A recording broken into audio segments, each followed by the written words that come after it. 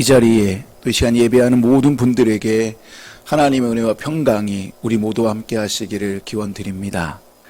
오늘은 주님께서 변화산에 올라 영광스럽게 변한 것을 기념하는 산상변모주일입니다. 산상변모주일은 주연절에서 사순절로 전환하는 길목에 있는 절기입니다.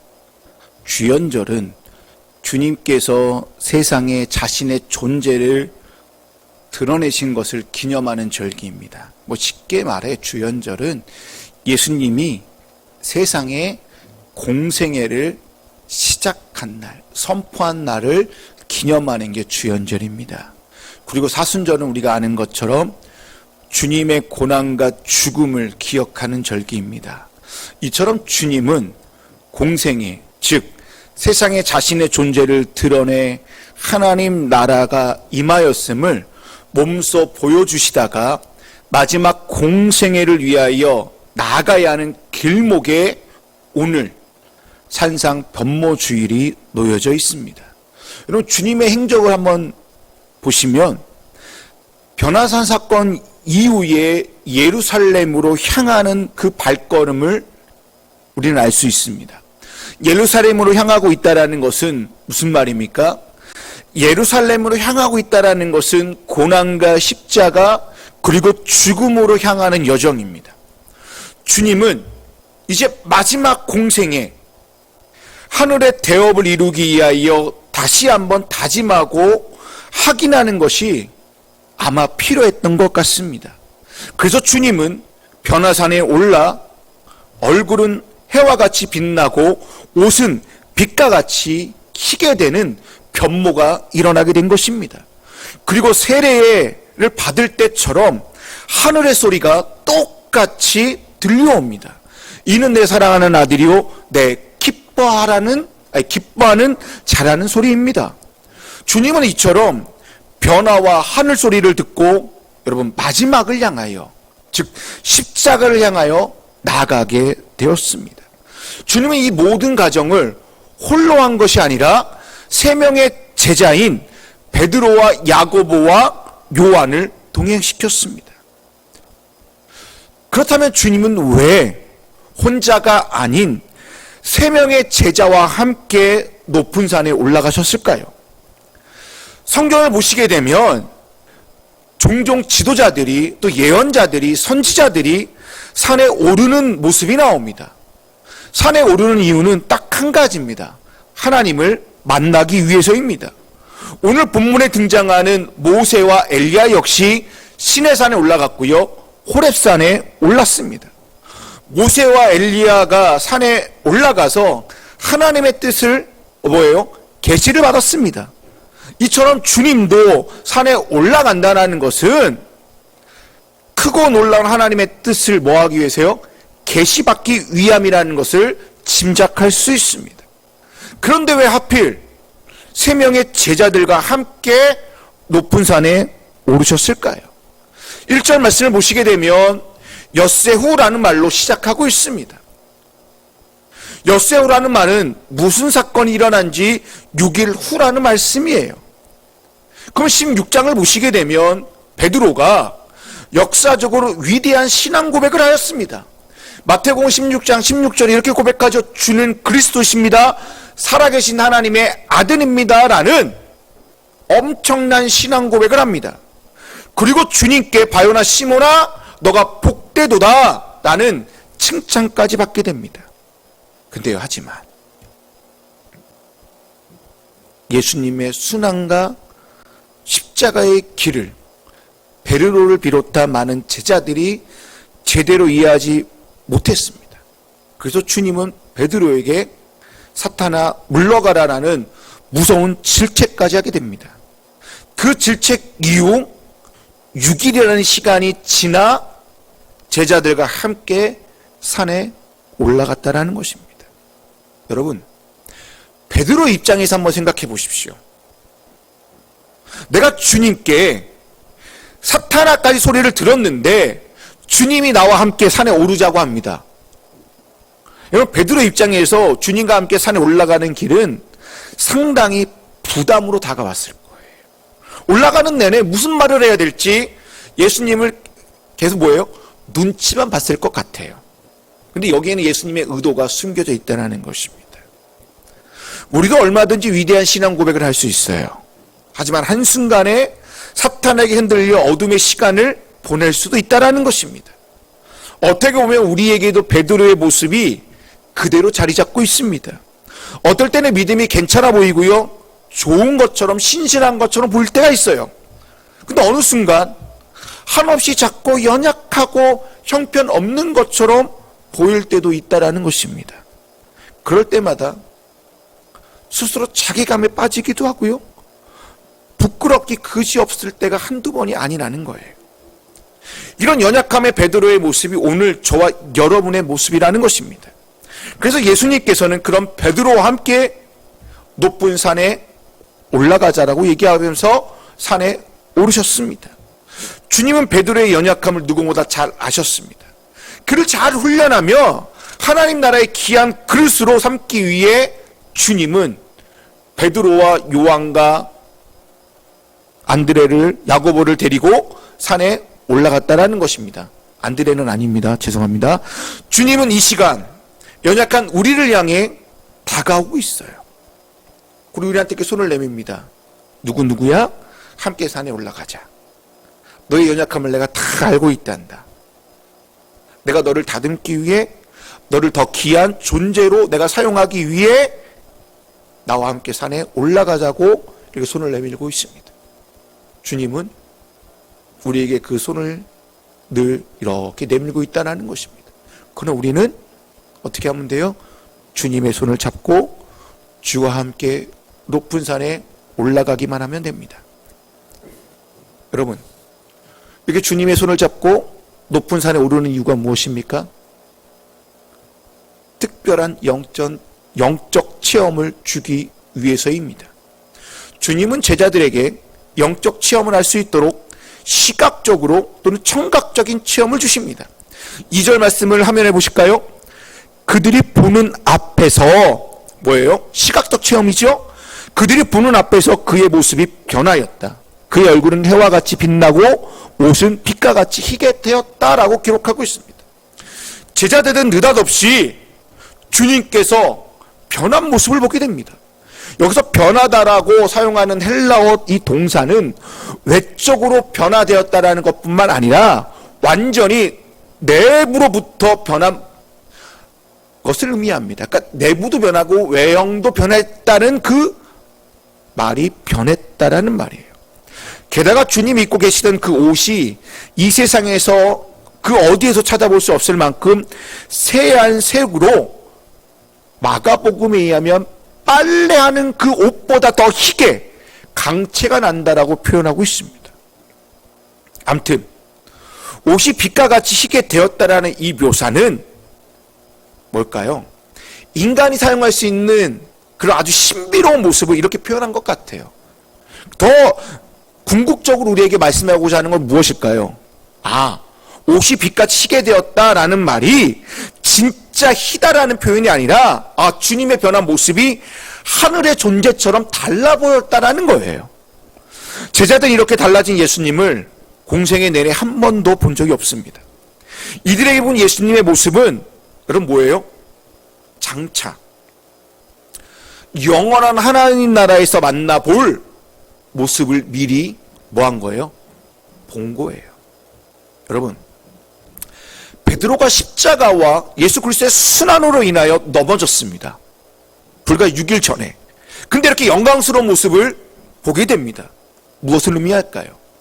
야 베드로야, 6일 전에 너가 이해하지 못했던 그 십자가와 순환, 고난, 이게 끝이 아니라 이렇게 영광스러운 모습이 앞으로 부활하신 그 모습을 너희가 이렇게 보게 될 거다라는 것을 뭐야 하라는 거예요? 미리 보여주었다라는 거예요. 여러분, 주님은 직접 그들에게 산에 올라가자고 한 이유가 무엇입니까? 십자가가 끝이 아니다. 고난과 순환이 끝이 아니다라는 것을 제자들에게 말씀해주고 있다라는 거예요. 그 이후 영광이 있을 것이고 그 영광을 미리 너희들이 그 보고 믿고 나가서 뭐 하라는 거예요? 십자가 뒤에 영광이 있을 거라는 것을 산 아래로 내려가서 뭐 하라는 거예요? 전하라는 거예요. 제자들은 이제 그 시각적 체험에서 청각적 체험으로 나아가게 됩니다. 5절 말씀입니다. 화면 보실까요? 베드로가 아직도 말을 하고 있는데 갑자기 빛나는 구름이 그들을 뒤덮였다. 그리고 구름 속에서 이는 내 사랑하는 아들이요 나는 그를 좋아한다. 너희는 그의 말을 들어라 하는 소리가 들려왔다라고 기록하고 있습니다. 여러분, 이 소리는 이는 내 사랑하는 아들이요 나는 그를 좋아한다 기뻐하는 자다라는 이 말은 이미 공생에 시작하면서, 다시 말하여 세례를 받으실 때 들었던 하늘의 음성입니다. 주님은 세례를 받음으로 세상에서 자신의 존재, 자신의 정체성을 드러내실 때 하늘에서 이를 증명하듯이 주님을 향하여 너는 하나님의 아들이다라는 소리를 뭐예요? 온 세상에 선포하였습니다. 이 선포와 함께 주님은 공생애를 시작하여 하나님 나라와 그분의 뜻을 세상에 드러내셨습니다. 주님은 다시 한번 변화산에서 세례받을 때 들었던 하늘 소리를 똑같이 듣습니다. 왜? 세례받았던 그때 들었던 소리를 왜 변화산에서도 똑같은 하늘 소리를 듣게 되었을까요? 예수님의 자신이 정체성을 잃어버렸을까요? 아니요. 이 얘기는 너가 하나님의 아들이란다. 네가 감당해야 될 숭고한 운명이 있으니 그거를 다시 한번 기억하며 나아가라는 음성입니다. 쉽게 말해 주님이 가야 할 길이 있는데 그 길을 잘 갈 수 있도록 뭐 하는 거예요? 일종의 격려, 응원의 소리라는 거예요. 그러면 사역을 하다 보면 주님의 부르심에 대하여 종종 회의감이 들 때가 있습니다. 그리고 간혹 목회자는 정체성에 대한 의구심이 들 때도 있어요. 내가 목회자로서 자질이 부족하다고 느낄 때가 종종 있습니다. 그래서 기도도 해보고요, 말씀도 보면서 다시 굳건하게 서보려고 애를 써봅니다. 그리고 제 자신을 되돌아보면 뭐예요? 오히려 쓰러질 때가 더 많다는 거예요. 근데 저를 다시 일어나게 하는 것은 정말 아무것도 아닌 그저 스쳐 지나가듯 하는 작은 말 한마디가 저를 일어나게 만들었다는 거예요. 그 작은 말 한마디가 다시금 신발끈을 묶고 주님의 길을 걸어가도록 만들어 주었다라는 것입니다. 하물며 하늘 소리가 나에게 들려온다면 정말 기뻐서 어쩔 줄 몰라 날아갈 것 같아요. 아무리 힘들어도 내가 기쁨과 감사함으로 주님의 길을 걸어갈 수 있을 것 같습니다. 여러분들도 똑같지 않을까요? 여러분, 우리가 그리스도인으로 이 세상에 살 때 정말 힘들어요. 고난이 닥쳐오기도 해요. 그리고 세상 사람들, 또 믿는 사람들에게 이런저런 비방, 수군거림, 손가락질 당할 때가 한두 번이 아닙니다. 남들처럼 편하게 십자가를 지면 좋을 텐데 왜 나만 이렇게 힘들게 십자가를 지고 가야 하는지 의문이 들 때가 종종 있다라는 것입니다. 간혹 신앙이든 뭐든 다 때려치고 싶은 생각이 왜요? 우리를 사로잡고 있다라는 거예요. 그럴 때 하늘 소리가 들려온다면 얼마나 좋겠습니까? 이처럼 하늘 소리는 우리가 어떠한 사람이라는 것을, 우리의 정체성을 확고하게 해주는 소리입니다. 그리고 우리가 이 땅에 잘 살아갈 수 있도록 격려와 응원하는 소리입니다. 우리가 지금 쓰러져 있다면 다시 한번 일어나라고 하는 소리일 것입니다. 우리의 마음이 냉랭해지고 우리의 마음이 차가워졌다면 우리의 마음을 따뜻하게 해주는 소리일 것입니다. 그리고 마치 하늘만 바라보도록 영적 내비게이션이 안내해주는 소리일 것입니다.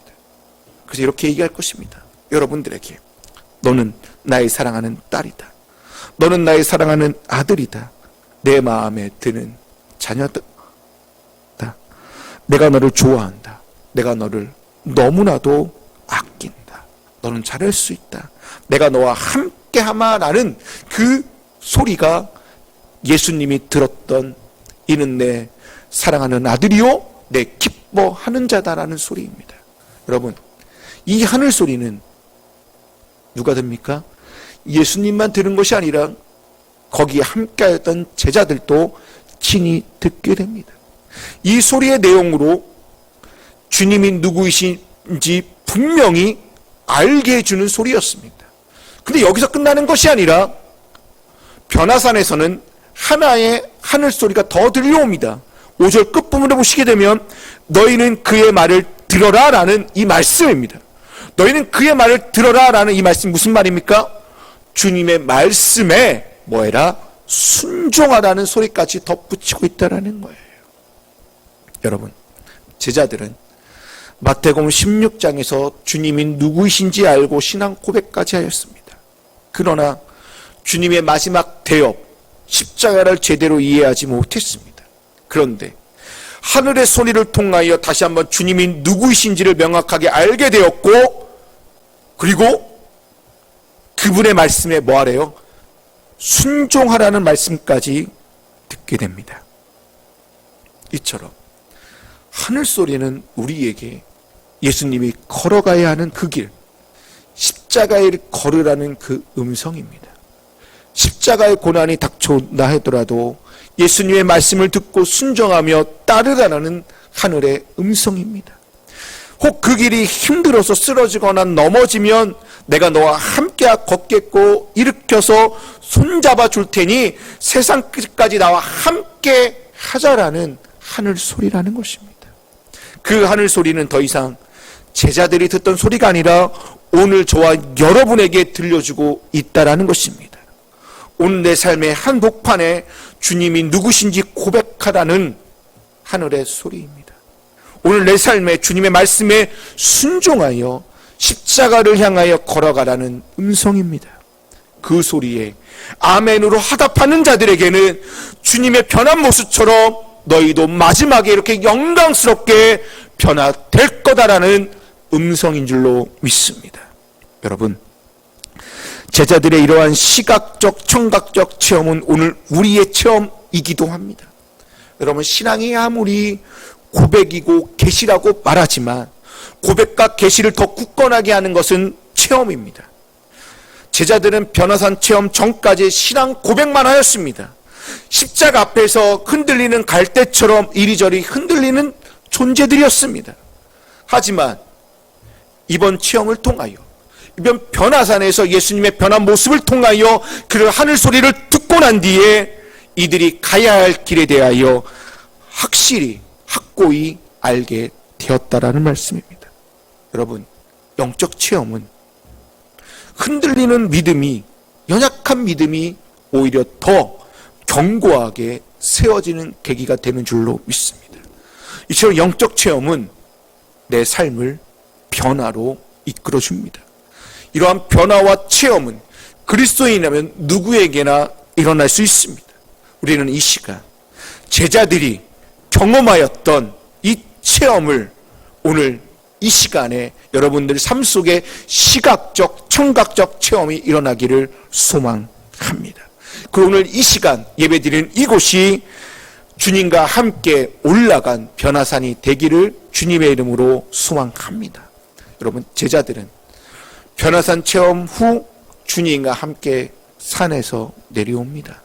여러분, 산에서 내려온다는 것은 무슨 말입니까? 세상 속으로 나아간다는 의미예요. 여러분, 우리가 서야 할 곳은 죄송하지만 변화산도 아니고요, 교회 예배의 자리도 아닙니다. 여러분, 산에서 내려온 산 아래의 세상이 우리는 알잖아요. 얼마나 험악한지. 여러분, 산 아래의 삶은요, 세례 요한의 엘리야가 먼저 왔고 그가 회개의 복음을 외쳤는데 그를 목을 베어서 그 목을 쟁반 위에 올려놓은 곳이 세상입니다. 이것도 모자라서 메시아 예수 그리스도까지 죽여버리겠다고 말하는 곳이 세상입니다. 이것이 세상, 이것이 산 아래의 풍경입니다. 좀 전에 경험했던 산 위의 모습과 너무나 대조가 되지 않습니까? 여러분, 출애굽기 24장부터 32장 또 34장까지 말씀을 보시게 되면 모세를 통하여서도 우리는 확인할 수 있습니다. 모세는 하나님과 시내산 언약을 맺기 위하여 시내산에 올라갔습니다.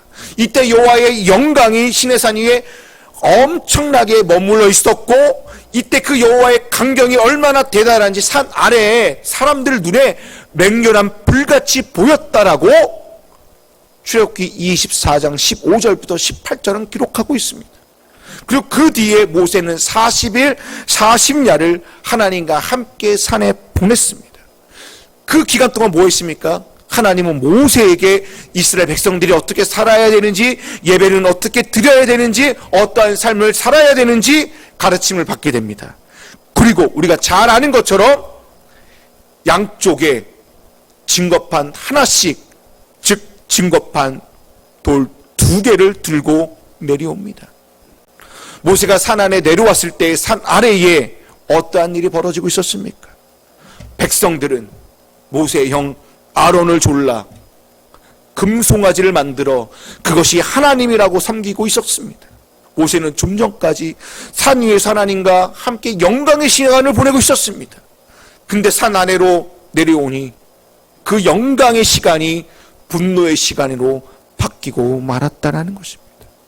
이처럼 산 아래는 하늘의 영광을 찾아볼 수도 없고요, 그 자리에 우상이 자리 잡고 있고요, 탐심과 욕망이 사로잡혀 흥청거리고 정신없이 뛰놀기만 하는 세상이라는 거예요.